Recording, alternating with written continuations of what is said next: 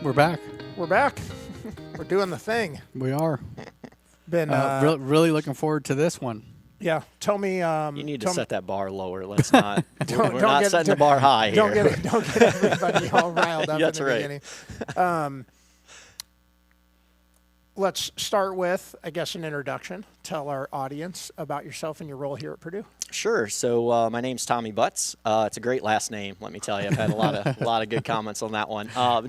So I'm originally a Wisconsinite. Grew up on a dairy farm. Realized I did not want to milk cows for the rest of my life, so went on from there. But I did my undergrad in ag business at a small school in Wisconsin, UW-Platteville. Did a master's at UW-Madison in kind of applied weed science, and then did a PhD out in western Nebraska in weed science, but it was application technology focused, so nozzle sprayers, drift, all that kind of fun stuff. Yeah. After that, I spent That's about... not like a hot topic at all right now. No, never. Yeah. It's just kind of run-of-the-mill type stuff. But then after that, I spent about almost 6 years at the University of Arkansas, being an extension weed scientist down there, working mainly in soybeans and rice, which was a lot of fun to kind of see a new crop there and explore how southern agriculture works and stuff like that. But then last year, yes, about a year and a half ago, in April of 2024, I joined Purdue. And my role here is labeled as site-specific weed management. I'm an extension weed scientist here too. And generally the way I look at that is it's all technology encompassing, right? Nice. So drones, the detect and remove type things, robotics, all that kind of fun stuff, as well as doing the old standby, conventional integrated weed management things. So the herbicide evaluations, cover crops, all that kind of fun stuff. So awesome. I kind of get a little bit of everything, which is fun for me. I like the diversification. Yeah. Did you have interaction with Travis Faskey? Yes, I did. Yeah. So Travis and I were both at the Lone Oak station right outside of Little Rock there. Yeah. So yeah, I know Travis pretty well. Yeah. So we actually got to interview him and Dr. Know-It-All, Darren. He came up. What were they do? They were running a marathon together or something. Yep. And Travis was in town. Yeah, Travis was going. They were going up to the Twin Cities.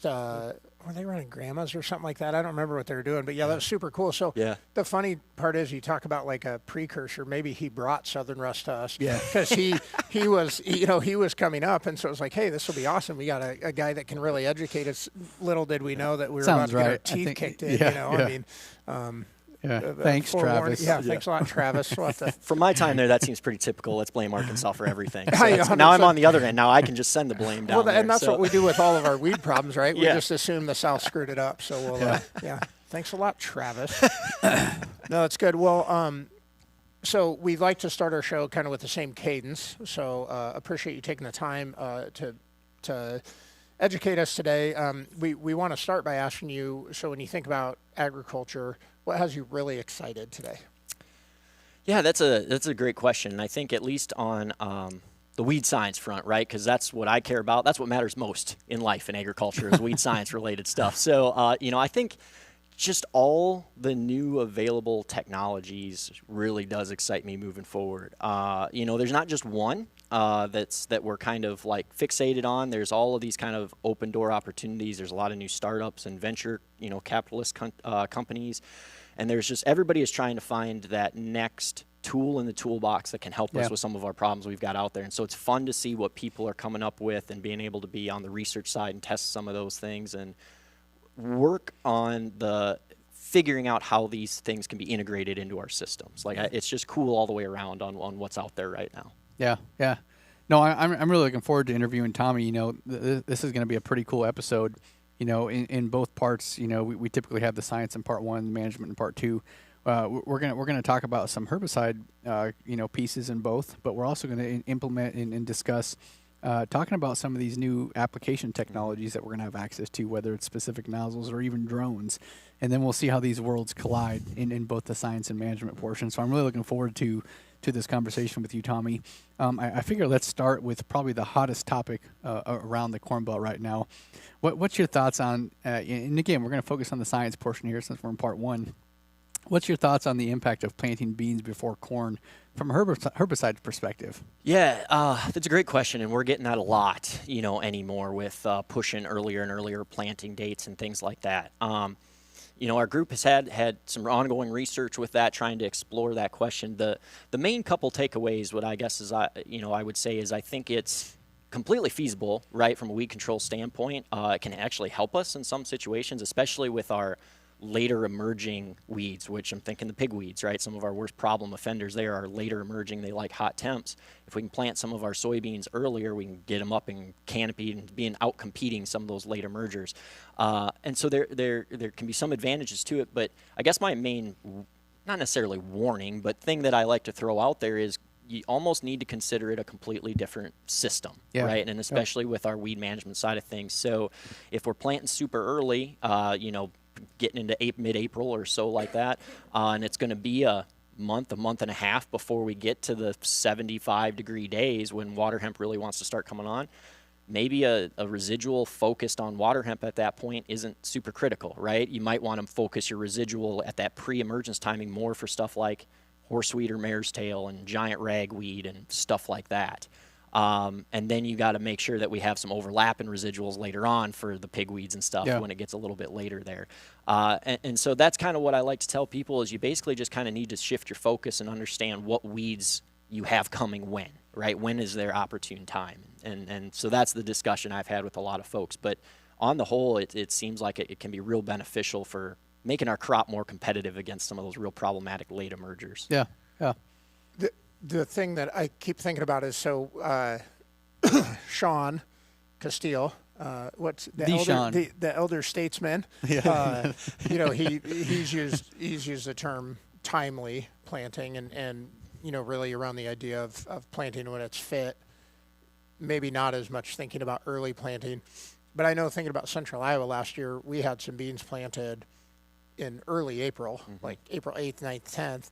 And then we were like 50 degrees for like 30 days. So a lot of people that put Preceon, those sat there. There was absolutely no growth of anything, really. I mean, we had beans sitting in the ground for 25 or 30 days. So it's interesting because I think it pointed out we've got to be pretty agile with that plan because it can change so much, right? I don't know that we got a benefit out of having the soybeans in that early necessarily this year, but it certainly put pressure on the weed control system. And, forever we've just said, okay, 25 days after I plant, I need to go, put my residual on. Well, that certainly was not the case in Central Iowa this year.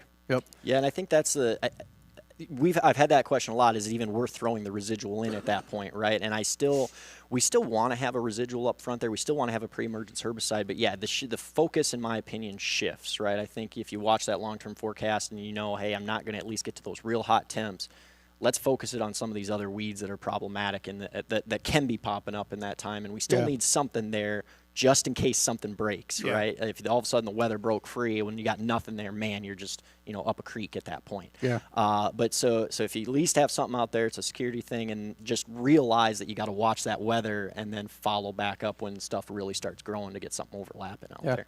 The plus side too is when it's cool and stuff like that, the herbicide doesn't necessarily want to break down in most cases either. Right. And so we tend to get longer residual activity from those applied anyway too, right? They'll, instead of 2 to 3 weeks, they'll stretch to 4 to 5 to maybe even 6 weeks because they're just kind of sitting there as well. They're not breaking down. Yeah. So you still have some benefit to it. Talk a little bit about overlapping residual. So obviously as we think about weed control, we need to know what we're targeting, right? So we need to know what we're targeting, the season we're targeting, but you've said overlapping residual twice. Unpack that for our listeners. Yeah, definitely. So, it boils down to the fact of herbicide resistance management, right? And water hemp comes to mind. Palmer amaranth, we got some palmer scattered across the Midwest still as well. Those two, weeds are just absolute nightmares. From a weed science perspective, they're amazing, right? The way they can grow, the way they can produce seed. Sounds like a pathologist in a disease. We crop protection. We go together. But yeah, they're crazy, weeds with what they can do, and so we have to fight them on as many fronts as we can. And one of the best ways to do that is use residuals and stop as many as we can from coming out of the ground, right, and exposing less to those post products. Yeah. And so and those weeds in particular too have extended germination periods, right? As long as you have the temperatures, they're going to just keep on coming all season. And so that's where this overlapping residual comes in, is we have, you know, a pre-down up front, but then the goal is, you know, kind of depending on temperature, depending on, you know, use case history, weed density, that kind of stuff, you want to come back over top and spray another residual just to help stop those next flushes for another few weeks, right? So in soybeans, a lot of times that tends to be one of our group 15s, you know, the pyroxasulfones, the S-metolachlor, something like that. But it's just a massive benefit, again, to stop more flushes. It's normally a different chemistry than what we're relying on post, so we can stave off some of that resistance and make that battle a little easier, hopefully. Yeah. I liked how you clarified some of this, Tommy. It sounds like, you know, I was just thinking about, you know, if we are planting soybeans earlier, very little weeds are coming up that early in April, you know, when we're planting.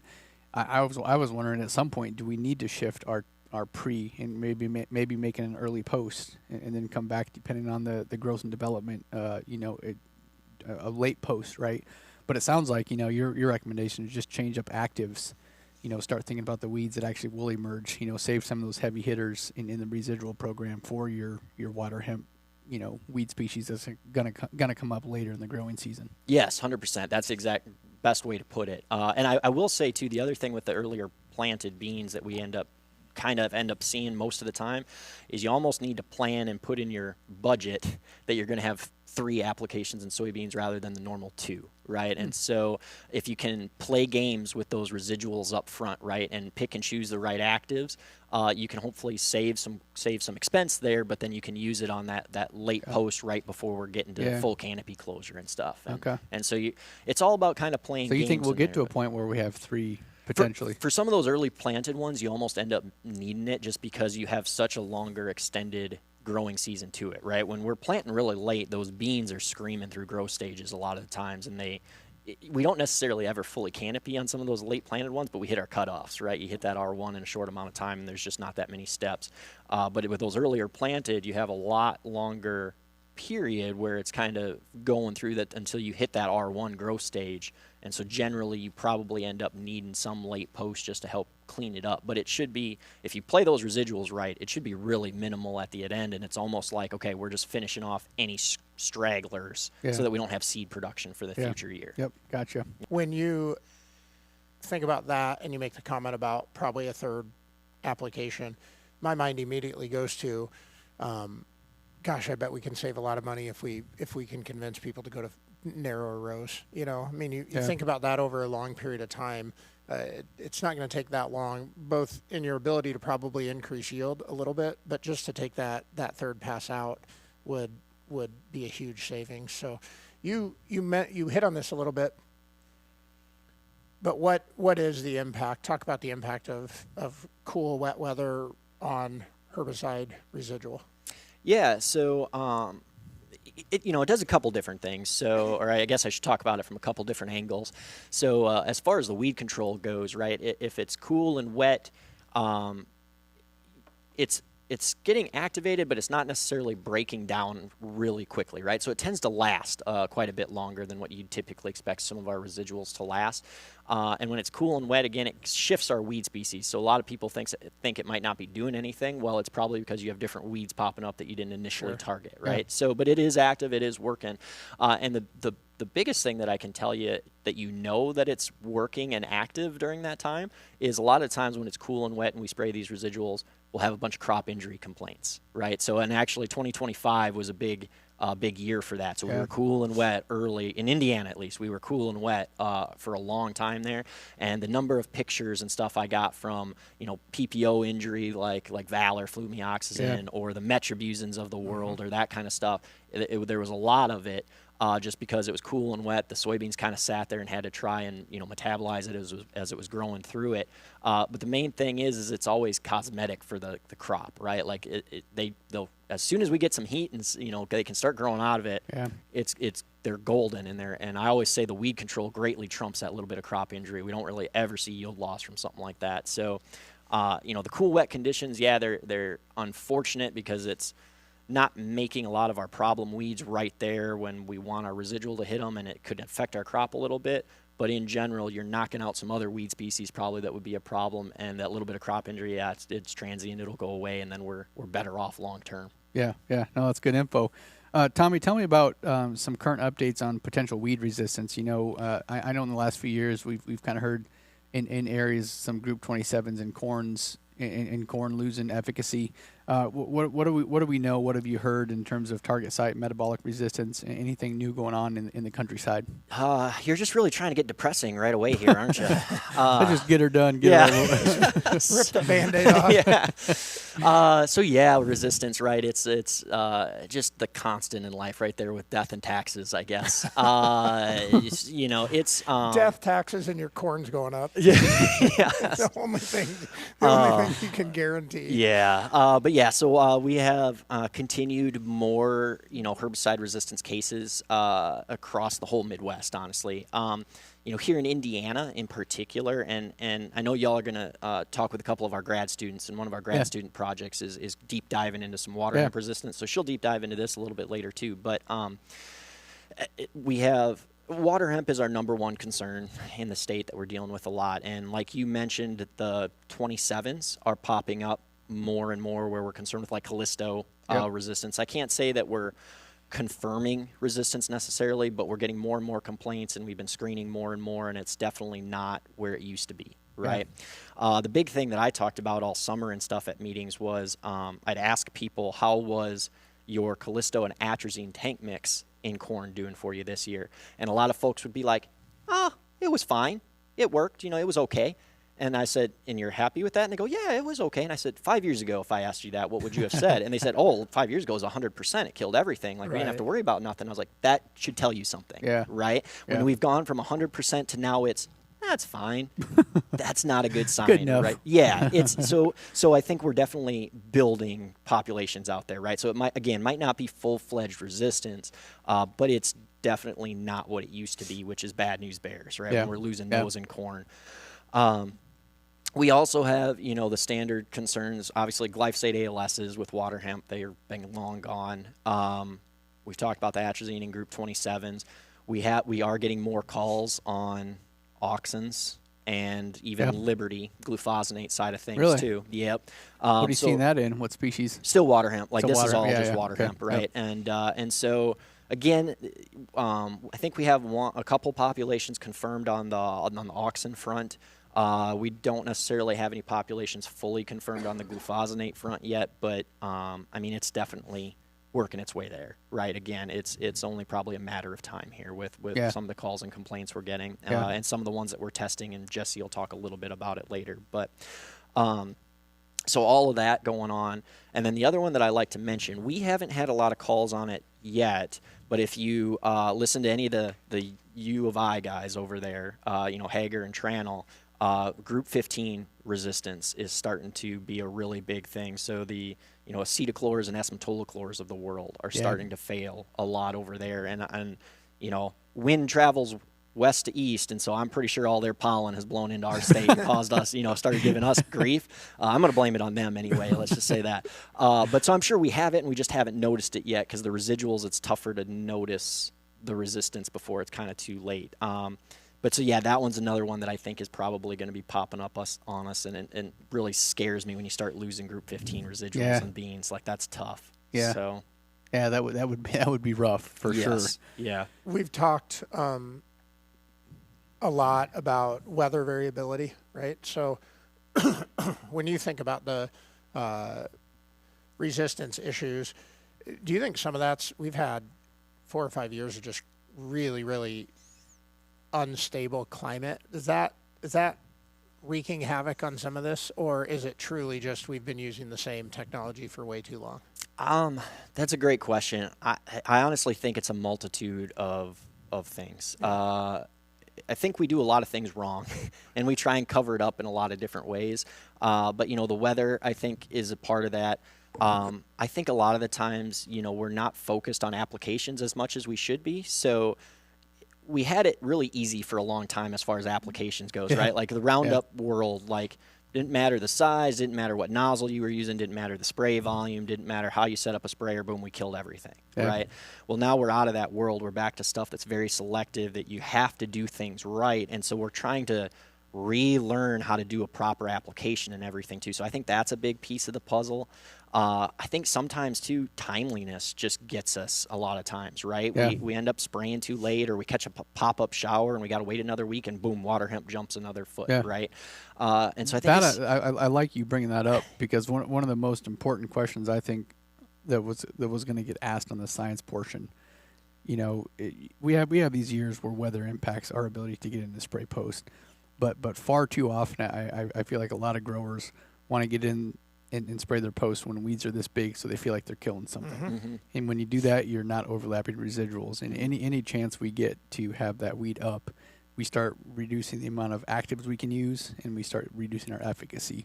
So talk to me about, from a science perspective, what's your thoughts on truly overlapping residuals versus waiting for weeds to be up so you feel like you're killing something. Right, yeah. So, I mean, from a science standpoint, yeah, true overlapping residuals is the ideal scenario, right? Never let weeds get out of the ground. And it's normally a lot more consistent control because of things we just talked about, right? Like foliar herbicides are great, but they are more inconsistent than what a soil residual will be.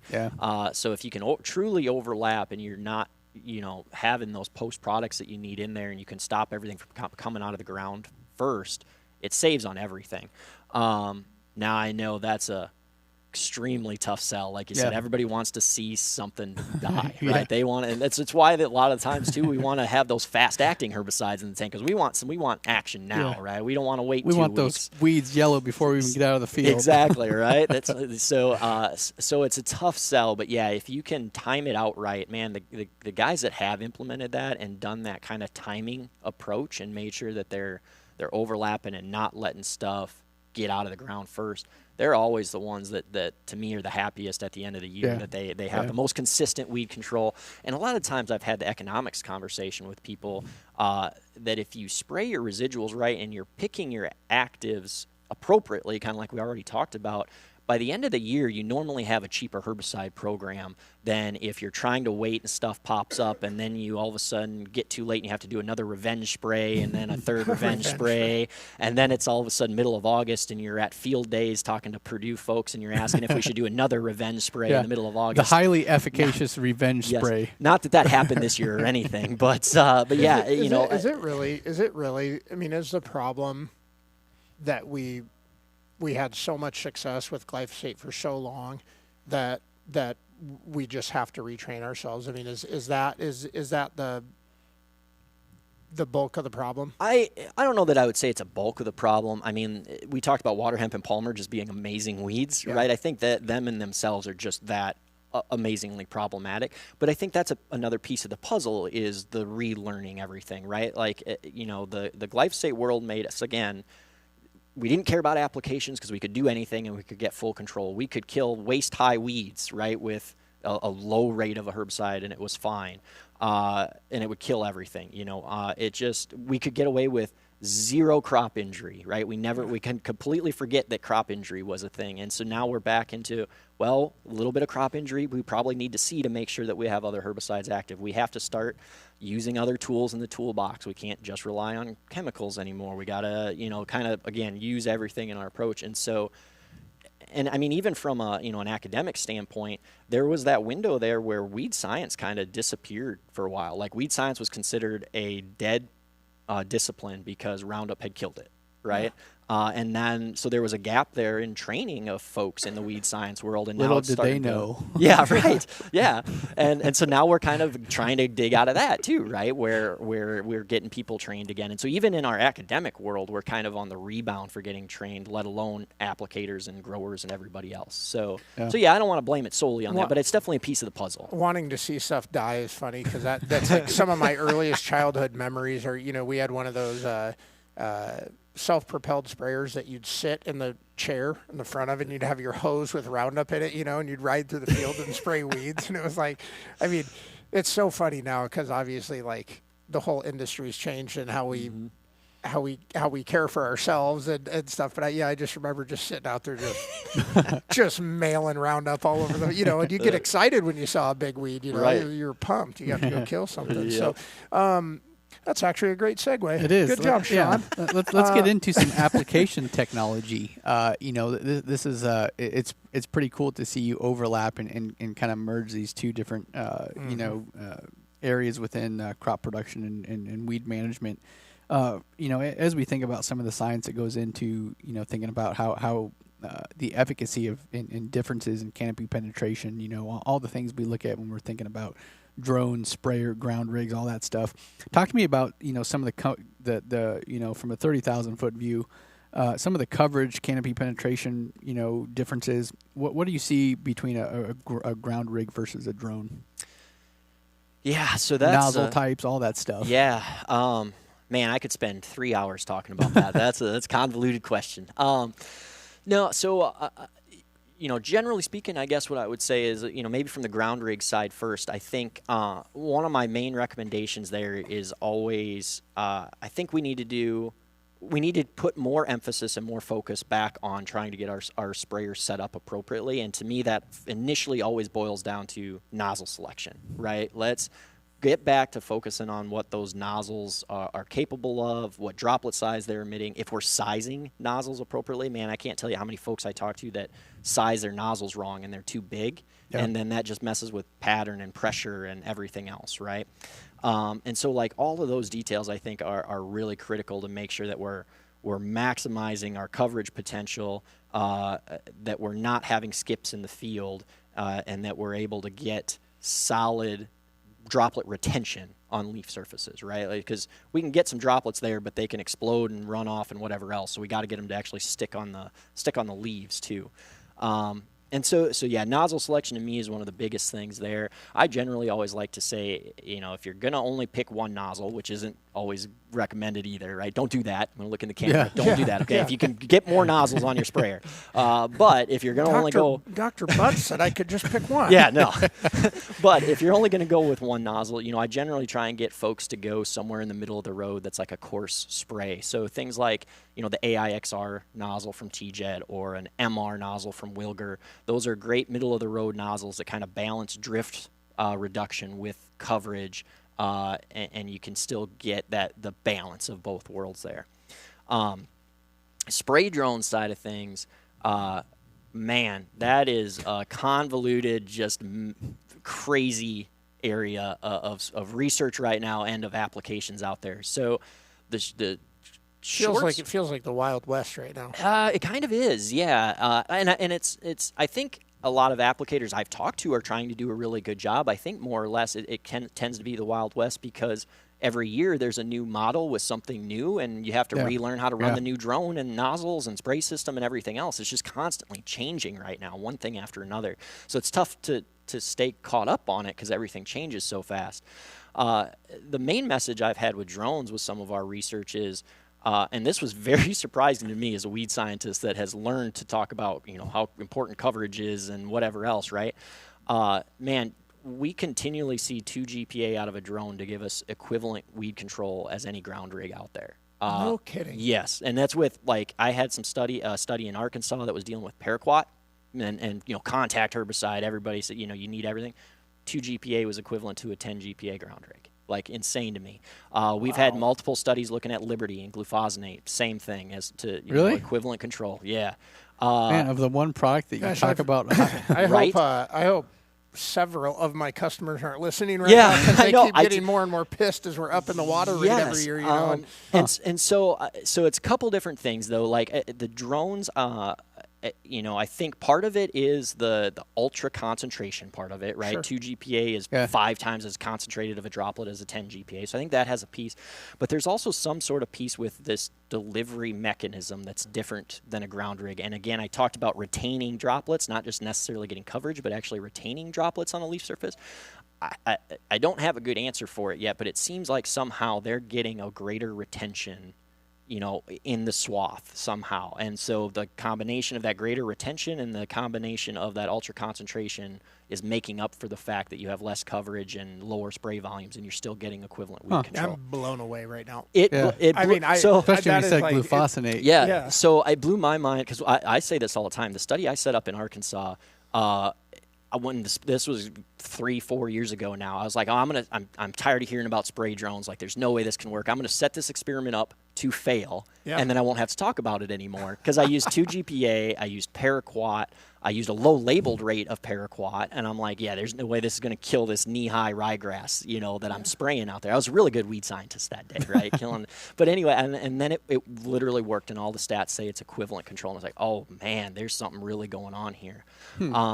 And so and whenever I talk to applicators out there and farmers that have used them, I've never yet to hear a weed control complaint. Like, that's what amazes me. Now, the caveat to all this, I'm an equal opportunity offender. Okay, I'm not going to just say all positives. The negatives that we've heard a lot about and seen a lot is the consistency and uniformity of those applications are drastically different, right? Like a ground spray boom, exactly, boom, it's a level playing field, like exactly where your application is going. For the most part, as long as we've got a good applicator in the ground rig too, right? But it's basically flat. Whereas with our aerial application out of the drones, we kind of get these peaks and valleys, and if you don't set your swath up right in those valleys, you end up streaking a field quite a bit. And we've seen that a fair amount where we're not getting our swath appropriately set up, and then we streak fields, and then long term that's dangerous from a resistance evolution standpoint because we're low dosing and whatever else. So I know you really brought up something that I as I did the fungicide research looking at different application technologies and the concentration of 2 gallons, 3 gallons versus 15 to 20, you start getting into some untapped the untapped realm of maybe we don't know all these different actives and the impact that concentration has on. Typically, I don't even know if you can broadly say concentration drives uptake into the leaf because there's so many different actives where that's not the case. Some do, some don't. So it's interesting when you start having that concentration conversation because whether it's a fungicide or herbicide, we got a lot of learning to do, I feel like. And, man, again, just you mentioning glufosinate, who would have guessed? Yeah. Well, literally, I mean, I know people can't see this on video, but people know this. Andrew writes our questions, and a great guest like this, it kind of naturally flows, so we don't necessarily follow him. But literally, one of your questions has, for example, glufosinate because of the water volume. So you actually address that in here, which is interesting. It would also be interesting to maybe. Anecdotal or just thinking through it, it seems like we are more aware of our adjuvants and what we need to use coming out of the drones. I wonder sometimes maybe if we're not being as responsive in the ground rigs to adjusting those rates. And, so when you talk about retention, obviously it seems like there's an endless opportunity to improve retention, but we usually buy one carrier, we put it in, we use it all year. We very rarely adjust those things. And so there's probably opportunity for improvement in all systems to really understand those surfactants and the way that we can help our active ingredient work better. So yeah, 100%. And here's my plug on this front. Read your labels, right? The herbicide labels give you a lot of this good information on what else needs to be in the tank, whether it is a surfactant or an oil or a drift reduction adjuvant or whatever else it is, right? And so, yeah, like you mentioned, not only these aerial applications, but the ground applications as well, making sure that we're setting up that application for as much success as possible. Another thing that might play a role in some of these drone applications being a little bit more successful commercially too is the fact that you only have so much water volume. We can't put 7 different products in the tank at once, right? Yeah, that's true. And almost every ground application I talk to folks, they're trying to pump 5 to 6 to 7 different products in there and mixing it through an inductor tank, not in the actual big tank. You throw them all together in the inductor tank and then try and flush it through. And I think we probably have a lot of just mixing issues that are going on that we're not noticing, stuff like that. Really so I think about that a lot because, you got all this conversation around a free ride, right? You're trying to throw maybe something, some photosynthetic, something that's going to increase photosynthesis on on your corn or soybeans. But I mean, that's potentially going to do the same thing to that weed, right? So it might make it that much harder to kill. Yeah, like I said, like we kind of started, the whole application conversation off. I think there's so many things that we just don't know. We always thought applications were easy, and now the more and more we look at them, man, there's so many things that we can do wrong. And so I just like to say, like, my easy analogy is we could do 10 things wrong on an application, right? And then that's when we see all this stuff pop up. If we could just fix 3 of those 10 things, you might not ever know that anything went wrong, right? Yeah. And I think that's the spray volume conversation that we have with drones. That covers up a lot of mistakes. Generally speaking, I don't think spray volume helps us if we did these other things right. But when we're doing 10 things wrong, okay, maybe spray volume covers up for some of this stuff. Yeah, and so I think that's kind of maybe some of what's going on as well too, is if we can focus on some of these other 10 things and fix a couple things, the spray volume part doesn't matter as much now. Yeah. No, that's good advice. Talking about drone spraying, what are some herbicide options for corn and soy that are labeled for drones? That is a really good question too, and I have not tried to memorize the different products. There's actually more labeled than you'd expect because drones basically follow aerial application label. So as long as it's got an aerial application label, you can spray it with a drone. I will put a plug in for the University of Missouri. Actually, they have I believe it's a blog post or maybe a fact sheet out there that kind of went through a whole bunch of labels and broke all of that information down for corn, soybean, and I believe pastures actually too, where it lists, there's a column that does it have an aerial label, yes or no, and does it, what's the minimum spray volume and any other restrictions that need to be known and stuff. So I refer to that a lot. That's really a handy little little fact sheet or news blog kind of thing that covers a whole bunch of different products. Yeah. So thinking about that, as we continue to talk about drone spraying herbicides, and maybe obviously this is going to be specific by active. Do you have an idea, like if someone were to ask you what's the impact of going from 10 to 20 gallons down to 2 and the impact on herbicide, the concentration of that active, what's your thoughts on that? That's tough to say, like you said, because I think it's going to be probably active ingredient dependent. I think it's contact versus systemic dependent, probably in some form or fashion. So I don't have a good answer for that, I guess. What I generally will say, though, and it kind of goes back to what we talked about just a little bit before, though, if you're doing other things right, if you're picking the right nozzle, if you're not mixing 7 things in the tank all at once, whatever, if you're doing some of these other things right, I've never really seen an advantage to getting to 20 GPA. Right, I generally like to say if you give me a God honest 10 GPA and you've picked the right nozzle and you've done some other things, you shouldn't have an issue, right? In certain situations with labels, and if we get forced to some larger droplet sizes or something, yeah, maybe 15 can give us a slight advantage from a ground rig, that kind of thing. But a lot of the times we just end up getting more coverage than we actually need. We've got some other data we're working on this year with a company called AgZen, where they're looking at real live coverage as you're trying to drive in a sprayer across the field and stuff. Yeah. And in basically multiple experiments, we've seen if you got over 10% coverage, we didn't see a difference in the level of efficacy of the herbicide, right? And so a lot of times, if you give me that 10 GPA and you're at a coarse spray, you're well over that 10% coverage and you're fine. Now with the spray drones, I've got some data that shows we were never over 5% coverage, and we still were getting equivalent weed control too. Really? So there's some certain, there's a little bit of give and take on that. But again, I think the spray volume is really a cover-up for us doing other things wrong. If we can do some of these other things, and to me, nozzle selection is the biggest thing. Pick a droplet size that's the best and get them sized appropriately, and that would make a huge difference in about 90% of our applications, I think. That's some really good info.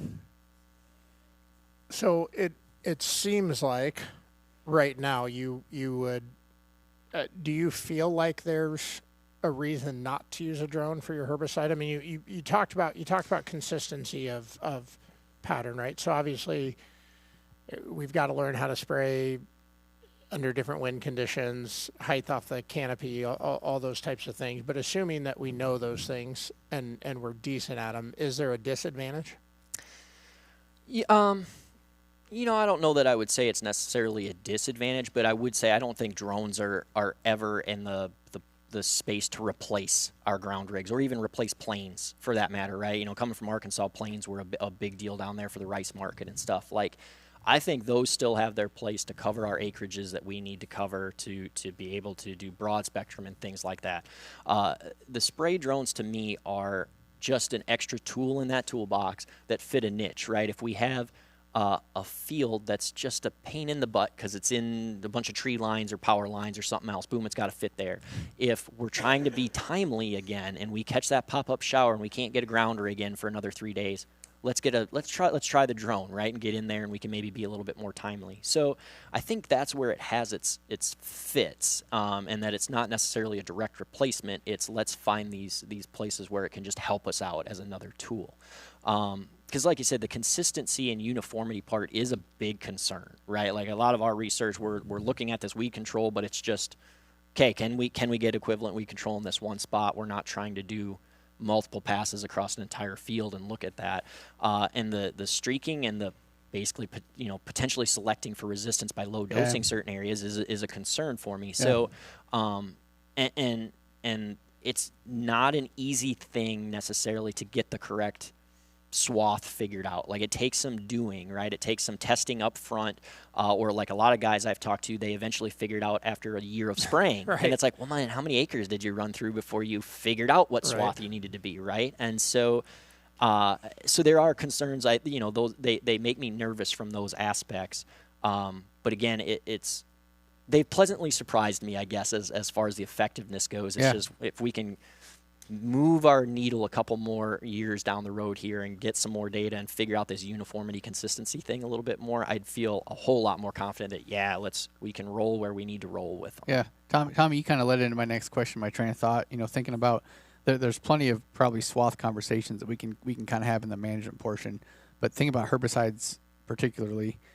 Are you concerned with the angle at which you're spraying? Especially if you're trying to get a residual on.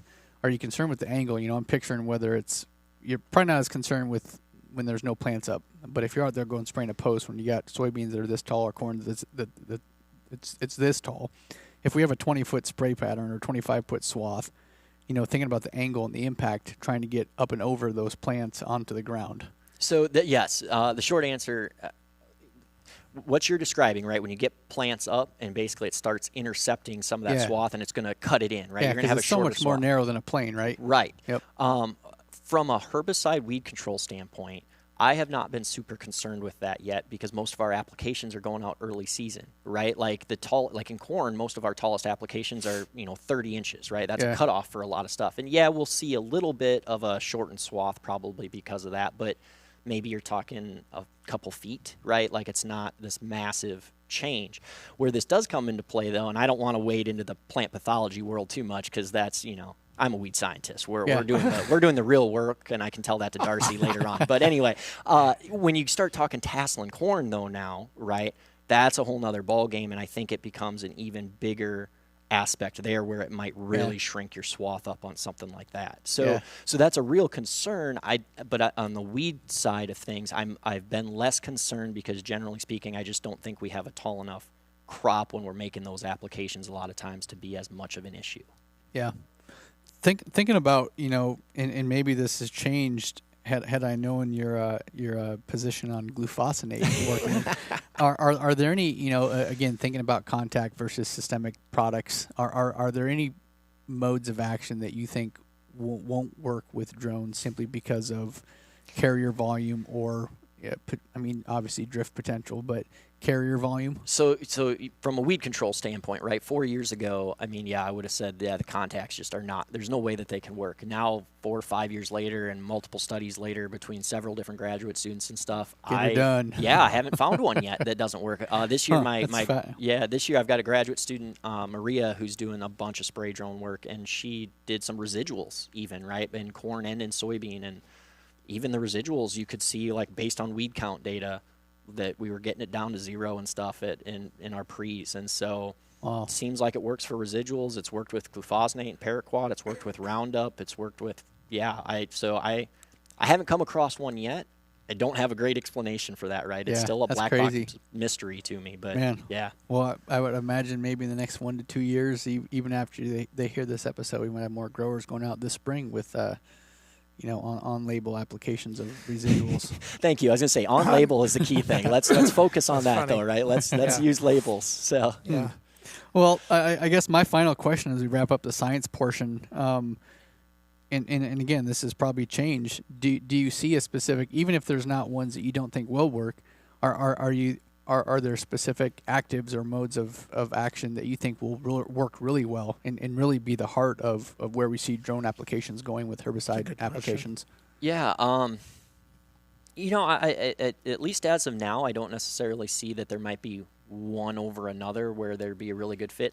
I think less focus on like the actives, but more focus on like the certain how do I want to put this? Like scenarios where there'll be a fit for this, and we'll figure out the right active for those scenarios. So one of the things that comes to mind, and we're doing some research on this as well, is burr cucumber and corn. Is popping up a ton in Indiana, and I know it's a little bit spread out more in the Midwest now too. And pre-harvest, right? You try and get a ground rig through that, and then you're tearing corn down because the vines wrap and whatever else, right? I actually had a grower ask me about that at the Farm Progress show. Hey, I have burr cucumber. It's like R4. What can I do to take care of burr cucumber? Yes, and so that's exactly what we're trying to do. So we got some research out this year. We're going to hopefully replicate it next year. And the drone to me is like an ideal scenario there because you're not going to tear down the whole corn crop trying to get a ground rig through it, and you can get some of that stuff back. And so we're using the drone, and we're trying to use some different products and figure out what the best product and the best timing is that we can hopefully maybe both get rid of the vines and things so we can get a combine through, but then also knock out seed production for future years. So more or less that's kind of where I think the drones will get more diverted to rather than, let's run, glyphosate consistently through it or something. I think it's going to be, we've got this problem. This is where a drone fits really well, and we'll figure out the active that can go in it. At least so far, because again, I haven't seen where certain actives don't work in them. So. Well, Tommy, I know you've definitely opened my eyes, obviously just the glufosinate alone, but having the conversation with you, it sounds like drones will be super beneficial as we continue to learn more about them in terms of herbicide applications. And where my mind immediately goes is some of those tougher to control weeds that we don't want to get up, and we have serious foliar, efficacy, just have a really hard time controlling them once they come up. Obviously, water hemp, palmer, those problem childs, we'll say. My mind immediately goes to how can we use drone technology if it's too wet to get our sprayer in the ground to prevent weeds like that from coming up, right? And I think as we continue to learn more about this, I mean, little things like that we're just, you're proving that proof of concept right now. I feel like that's really going to pay dividends here in the next few years. Absolutely. So, no, thank you. This has been cool. I look forward to the management piece. Yeah, thank you. So, thank you, Tommy. I'm kind of blown away. That's not how I thought the conversation was going to go, honestly. Yeah. I can tell you're almost speechless. It'll be fun to, well, I think I had a lot of misguided thoughts about that. So it's gonna be I think fun. there's a lot of preconceived notions on drones, right? Whether it's fungicides and clearly herbicides. We were both in that group. Yeah. That's why I didn't respond to the email either, because I was like, let's just surprise these guys. This will be fun. So well, and on top of that, I mean, this is cool to do the podcast the way we've recorded them, because when we talked to Ignacio about all the technology stuff that's happening in the background, and we've done some stuff with the Innovation Center in Ames, Iowa State, talking about some of the stuff that they're working on from like weed mapping and stuff like that. So I just think about that when all of that technology comes together in a couple of years, the insights you're going to have as a grower, like how much more prescriptive can we be when we start to build these weed heat maps, and then we know the proper AI, and then we know the correct tool to deploy. It's just going to be really powerful. So appreciate your research, and excited to talk management. Absolutely. Awesome. Thanks, Tommy. Thank you.